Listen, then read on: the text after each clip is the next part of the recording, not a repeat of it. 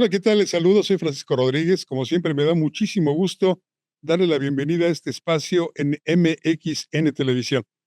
Este es el Índice Flamígero y hoy tengo el gran gusto de platicar con el licenciado Ignacio Morales Lechuga. Usted lo conoce seguramente. Él ha sido funcionario en la Secretaría de Gobierno del Estado de Veracruz, precisamente la que llevaba a cabo todas las cuestiones políticas. Luego ha sido Procurador de Justicia del Distrito Federal, Procurador General de la República, Embajador de México en Francia y, por si fuera poco, catedrático en la Escuela Libre de Derecho. Licenciado Morales Lechuga, qué gusto. Muy buen día. Gracias, Francisco. El gusto es mío, como siempre. Es un honor estar en tu programa y además tener una conversación contigo. Gran comunicador, gran periodista. Gracias, gracias, Nacho. La semana pasada leímos un artículo tuyo en el Universal, donde habla sobre la reforma del amparo, esta institución creada hace casi ya 2 siglos por Mariano Otero, entre Errejón. otros, una, Errejón también. institu- una institución Sí, pues, que hoy, al parecer, pretende ser demolida porque el derecho de amparo se está perdiendo. Platícanos un poco de esto, Nacho, por favor. efectivamente, la reforma nos ha dejado un mal sabor de boca.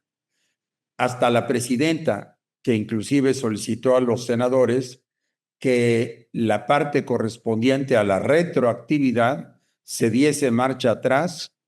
Y claro, los senadores, una vez más, no hicieron caso de la petición de la presidenta, lo enviaron con todo la cláusula o el artículo que establecía la retroactividad. Afortunadamente, de entrada, los diputados declararon que ese artículo va para afuera. Es decir, la reforma no tendrá efectos retroactivos. Solamente a partir de su promulgación y entrada en vigor para adelante.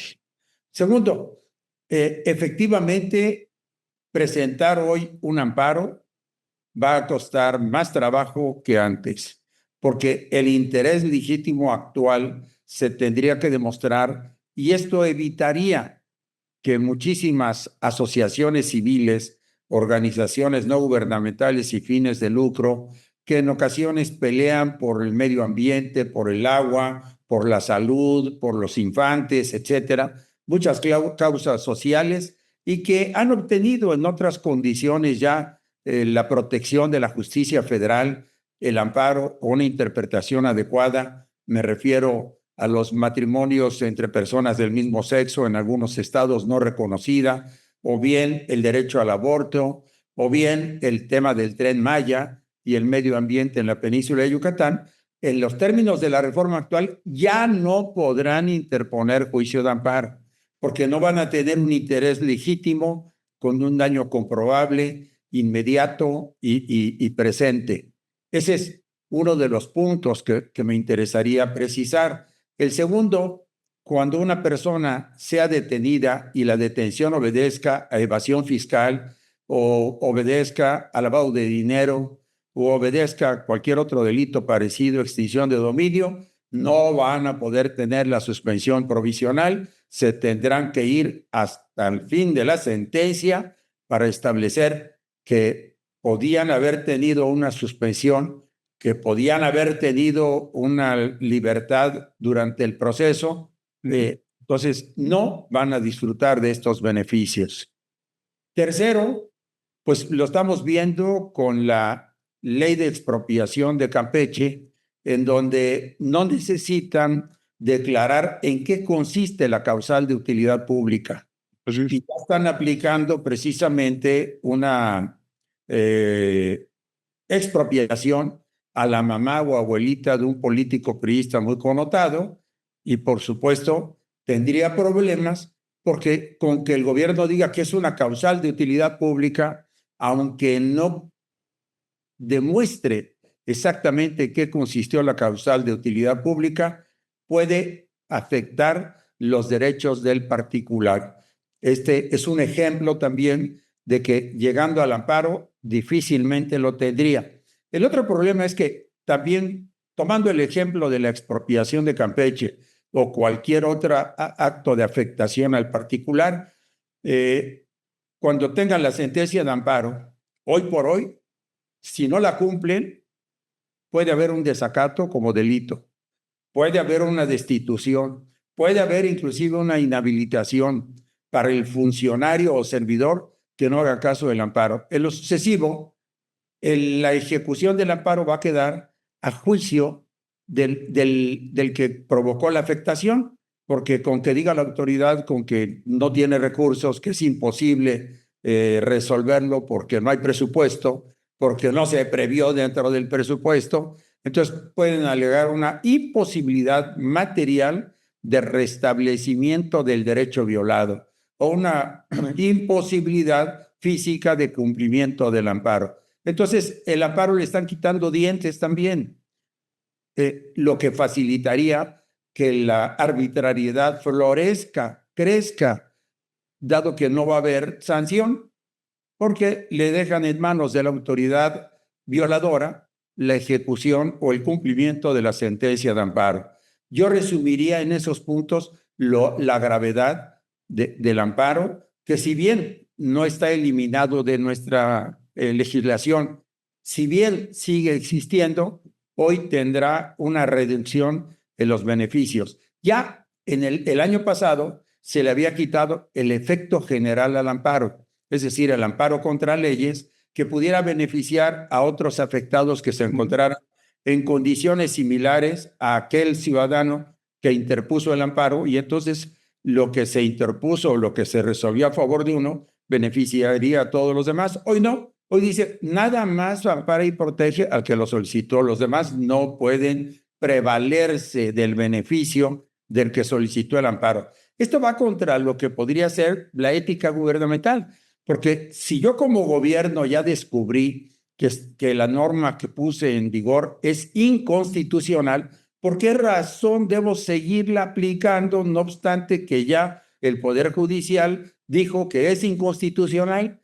Entonces, no, pues aunque haya dicho, sigue aplicándose y solamente para A, que interpuso el amparo, no se aplicará. Para los demás sí se aplica. Esto me parece que va en contra de los principios generales de derecho, decía yo, de la ética gubernamental, porque el gobierno tiene que llevar a cabo los actos en beneficio de la sociedad, de la comunidad, del particular. Esa es la razón de ser de su existencia, y sus actos deben estar apegados a la Constitución, a la ley. Muy diferente sería si dijera un presidente: caray, se nos fue la mano en esta norma jurídica o en esta ley, ya el amparo nos hizo ver que está mal, así que voy a presentar una iniciativa al Congreso para eliminar ese artículo o para eliminar la ley completa. De alguna manera, como lo dijo Claudia Sheinbaum en su intervención mañanera hace unos días, cuando dijo que desaprobaba la aplicación retroactiva de la ley. Yo creo que el gobierno debería tener este sistema, esta forma permanente de actuación, para que si se da cuenta que el legislativo y ellos violaron la Constitución, rectificarlo inmediatamente. Tiene ya muchos años, digamos que 7 años, que nos han dicho que no salgamos con el cuento de que la ley es la ley. Y esta, pues, rebeldía, podremos calificarla, de no acatar suspensiones, lo vimos muy claramente durante las discusiones de esta reforma judicial, esta destrucción del Poder Judicial, cuando varios jueces emitieron suspensiones tanto a la Presidencia de la República como al Instituto Nacional Electoral para que suspendieran hasta en tanto no se resolvieran cuestiones de fondo. Incluso yo recuerdo en una de esas intervenciones mentiñeras, digo yo, de la señora Sheinbaum, pues ella se negó a acatar una suspensión. ¿Ahí cuál habría sido el castigo, licenciado Morales? Puede ser una amonestación, multa, suspensión de sus funciones, destitución o inclusive cárcel, porque es un delito no acatar una suspensión o una ya sea provisional o definitiva, dictada por el Poder Judicial. Es decir, el Poder Judicial debe tener la coactividad atrás de sus resoluciones, porque de lo contrario nadie les va a hacer caso. Y por supuesto, la mención de que no me vengan con que la ley es la ley, me parece un desacato de entrada o un reto omnipotente para acreditar que el gran Tlatoani está por encima de la Constitución y de la ley.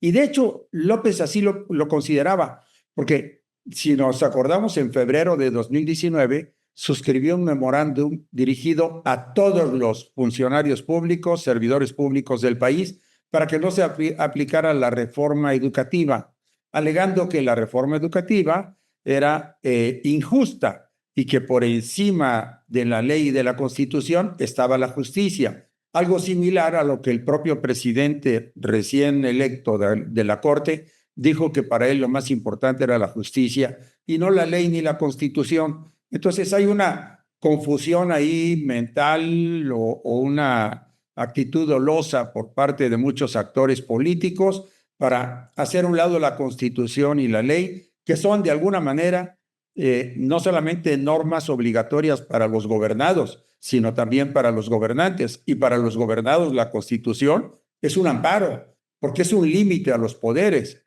La Constitución que nació en Inglaterra fue precisamente límites a Juan sin tierra. Y desde ahí las constituciones tienen el capítulo de Bill of Rights o garantías individuales, como decía nuestra Constitución de 17, hoy derechos humanos, que son precisamente oponibles al poder del Estado, porque el gobierno de pronto se te aparece como una enorme barda que no puedes saltar, que no puedes escalar y que se te viene encima la barda. Y entonces se requiere el amparo y la protección de los tribunales nacionales e incluso internacionales, como aquí tenemos en este caso la Corte Interamericana de Derechos Humanos y la Corte Interamericana que le han enmendado la plana en varias ocasiones al gobierno de México.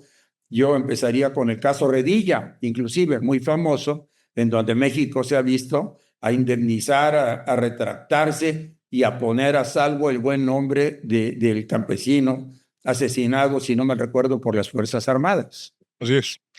Señor Morales, tenemos que hacer una pequeña pausa, pero enseguida volvemos con usted. Con mucho gusto. Gracias.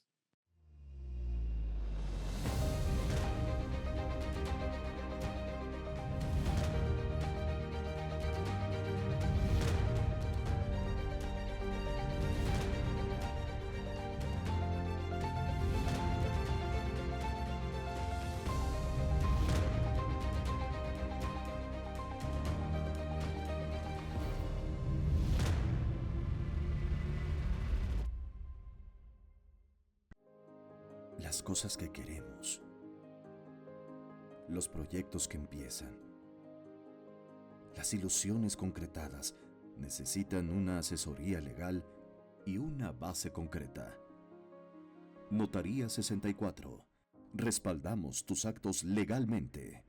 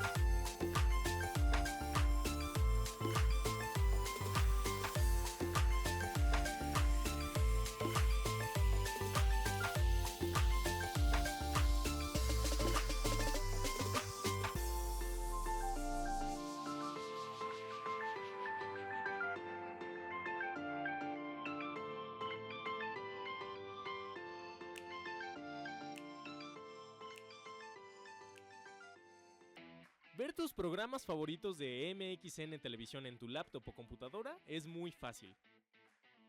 En tu navegador de internet abre YouTube, en el icono de buscar escribe MXN Televisión.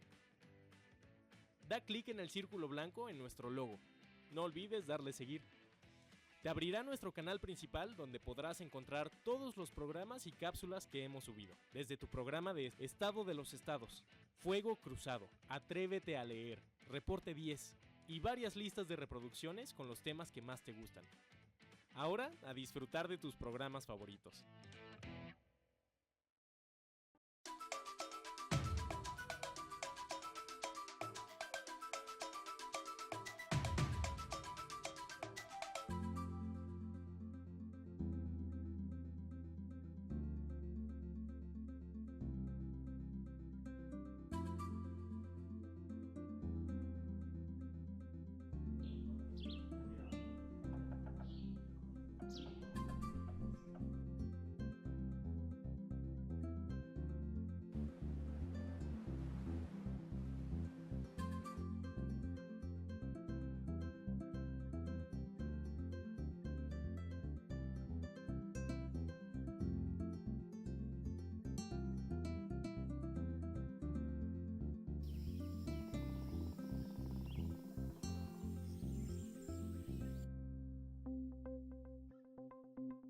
Quintana Roo vive.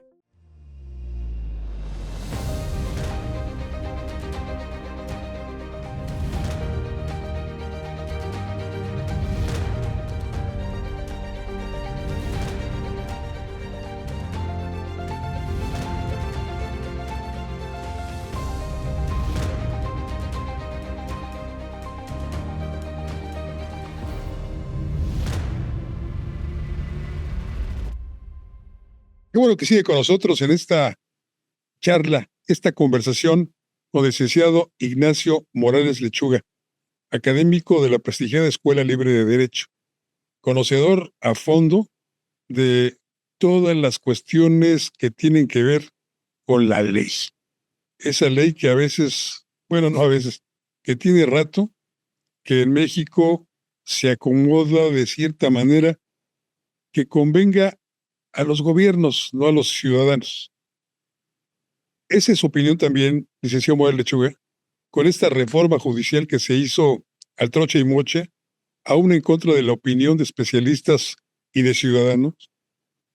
Bueno, yo creo que es efectivamente una anulación o devastación del Poder Judicial, porque no podemos dejar a un volado, a una tómbola y menos a un acordeón, la definición de los integrantes del Poder Judicial, que deberían ser abogados competentes, capaces, honestos, honrados, que pasasen una serie de concursos, de conocimientos, de experiencia, como de alguna manera venía construyéndose desde hace más de 8 años. Yo creo que esto es una regresión, no sé, a lo mejor de 100 años, que por principio de cuentas está motivando que muchísimos contratos o convenios que se celebran entre particulares opten por no acudir al sistema judicial mexicano, sino que establecerán seguramente una jurisdicción extranjera, ya sea latinoamericana o de Estados Unidos, para resolver sus diferencias, o en su defecto, la mediación y el arbitraje como instrumentos extrajudiciales para resolver sus problemas. Ese hecho que está en este momento comentándose mucho en los foros de abogados, despachos y analistas, posiblemente haga que se reduzcan los asuntos que el Estado debiera resolver a través del Poder Judicial, pero que implica algo, una enorme desconfianza en la reforma judicial puesta en marcha por el gobierno. Y esa enorme desconfianza implica pues, que muchos asuntos no se llevarán al papel o a la jurisdicción de los jueces. Es muy lamentable porque en lugar de avanzar, retrocedimos también y en varias formas. Creo que Jorge Medellín y José Ramón Cosío hicieron un trabajo espléndido y encontraron, al analizar la elección de todo el país de los jueces, una serie de constantes que eran precisamente la utilización de los acordeones. Esa utilización de los acordeones fue lo que de alguna manera motivó o resolvió la elección de los jueces. Y los acordeones manejados masivamente se convierten precisamente en una negación de la libertad para elegir. Y fueron dos cosas. De entrada, la negación para la libre elección, para los que fueron a votar, que debe haber sido el 10% aproximadamente. Y segundo, un ausentismo electoral que tiene que ver mucho con la negativa de la mayoría de la población de convalidar o confirmar lo que el gobierno propuso a través de su sistema democrático, entre comillas, de elección de los jueces locales y de los jueces federales. Yo creo que esto debe llamar a una reflexión con buena fe y profunda por parte del gobierno para decir, bueno, dejemos pendiente la segunda etapa de 2027, no hagamos esta elección después de que vean de que las resoluciones se van a tardar, el rezago va a aumentar, la digamos, justeza o certeza de estas resoluciones va a estar en tela de juicio y va a ser muy batida. Y cuarto, la Suprema Corte de Justicia, con la nueva modalidad de que todo tienen que resolverlo entre los 9 ministros, va a acumular un rezago de tal magnitud que los 17, 18, 20 años que se hayan tomado para resolver el caso de Israel Vallarta, va a aparecer poco tiempo en relación a la acumulación de los rezagos judiciales que se vayan juntando en la Corte, porque, digamos, sacaban, no sé, 30,000 asuntos al año entre las dos salas y el Pleno. Lo que menos trabajaba, digamos, era el Pleno y las salas trabajaban más. Pero hoy, si todo lo quieren tratar en el Pleno, el retraso, la discusión, el debate de los casos, necesariamente, aunque trabajaran 24 horas, no van a poder abatir el rezago. Eso es una situación matemática, aritmética, no tiene pierde. Y si nos remontamos un poco más antes de la reforma judicial, vamos a concluir que las maneras democráticas, entre comillas, que se están utilizando, obedecen a una sobrerepresentación de los órganos legislativos, sobrerepresentación que les da una falsa legitimación, y en consecuencia, pues todas estas reformas, para mí, están infectadas de ilegitimidad. Ilegitimidad, con I latina, no con Y, ¿eh? Claro, ilegitimidad.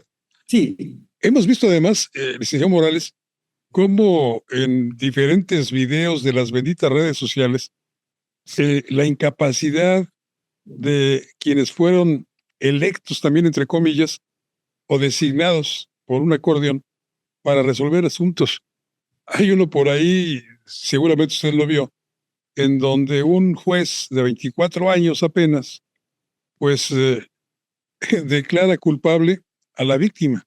Sí. Y hemos visto también actuaciones de, entre otras, la señora ministra que se dice del pueblo, Lenia Batres, donde, bueno, ¿para qué comentamos?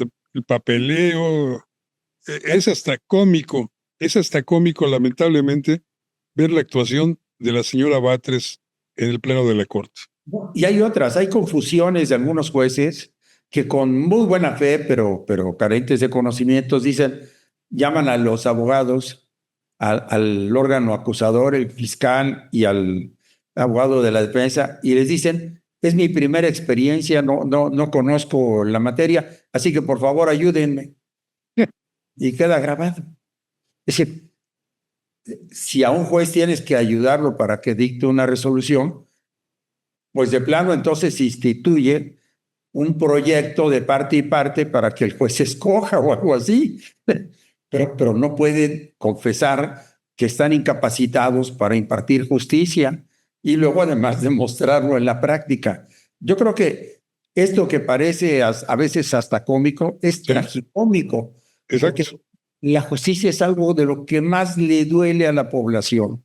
Y imagínate los casos familiares donde acaban realmente separadas las familias o casos donde están en juego las pensiones alimentarias o casos donde están en juego la libertad de inocentes. Son muchísimos. Es decir, la justicia vendida o mal aplicada es una injusticia y la injusticia es de las cosas que más duelen a la población. Así que yo creo que esta reforma va a tener vida corta. Yo no creo que pueda tener raíces profundas si sigue como va, a menos de que de inmediato se den cursos de capacitación, exámenes y sigan renunciando muchos de los nombrados. Así es. Renunciando entre comillas, como ya se ha visto, creo que 30 personas del ámbito federal dijeron, no, yo no le entro, no voy. A pesar de que salí electo, esto no es para mí y con toda honestidad se retiraron, pero pues habrá otros que atrevidamente no se atrevan, válgase la redundancia, a renunciar y quieran permanecer en el cargo a pesar de dejar víctimas por todos lados.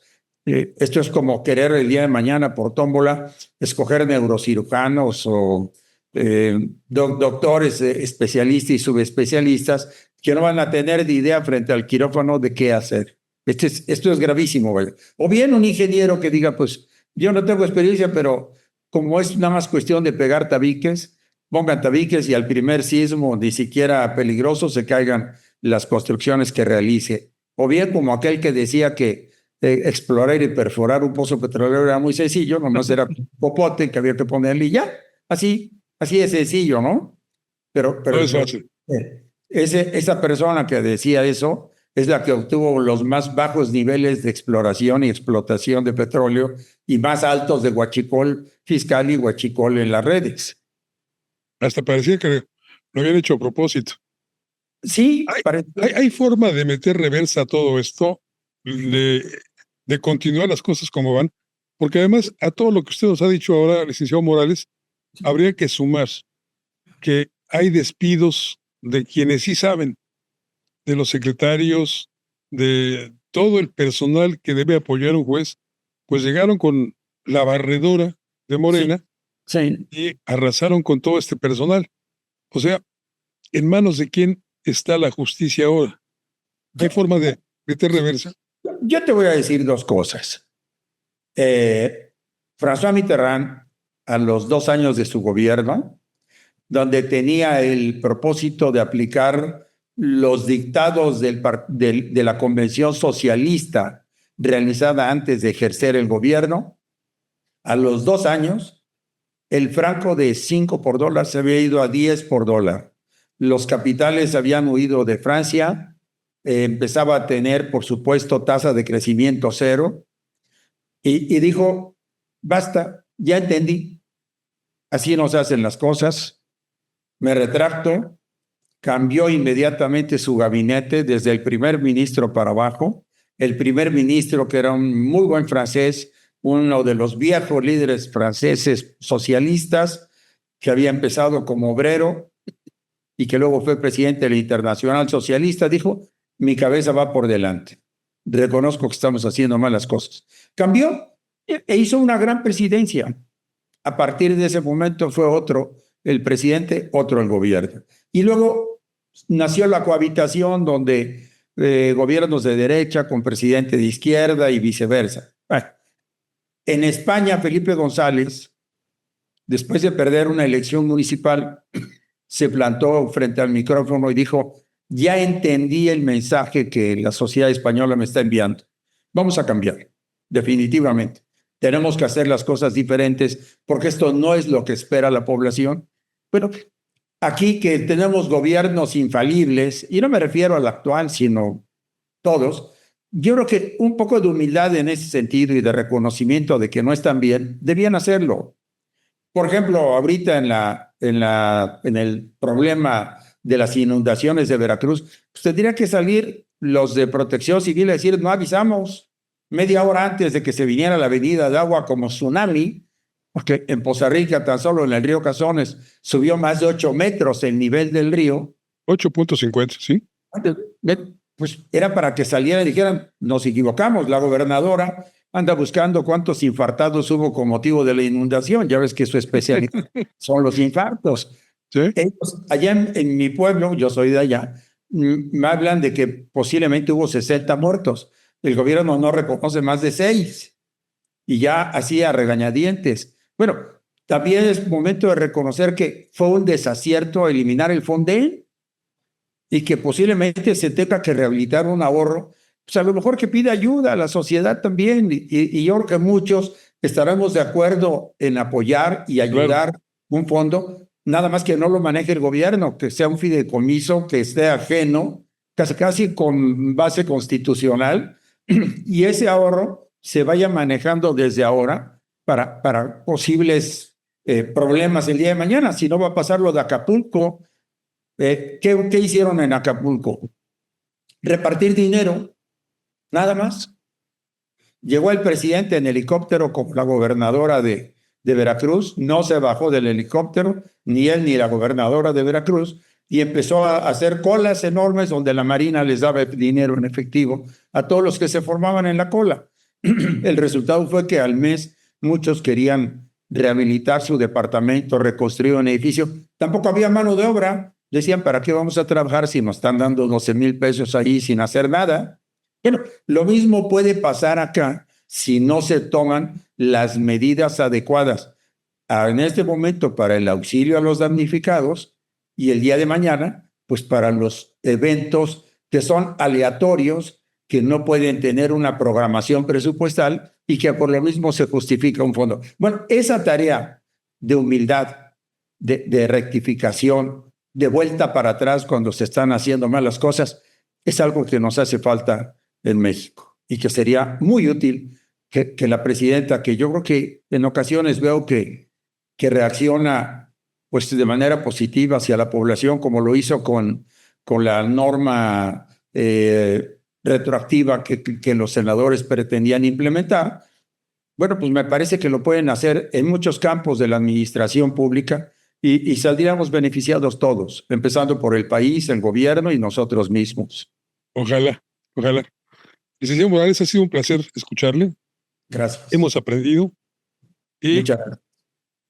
ojalá pueda estar con nosotros en alguna otra ocasión para explicarnos qué es lo que sucede, no solamente en el ámbito judicial, también en el político. Gracias, será un honor, Paco. Le mando un abrazo. Gracias, igualmente. Muchas gracias. Y gracias a usted que nos observó. Lo invito para que la próxima semana también esté con nosotros en otro índice flamígero aquí en MXN Televisión. Soy Francisco Rodríguez y como siempre le deseo que tenga buenas gracias y muchos, muchos días.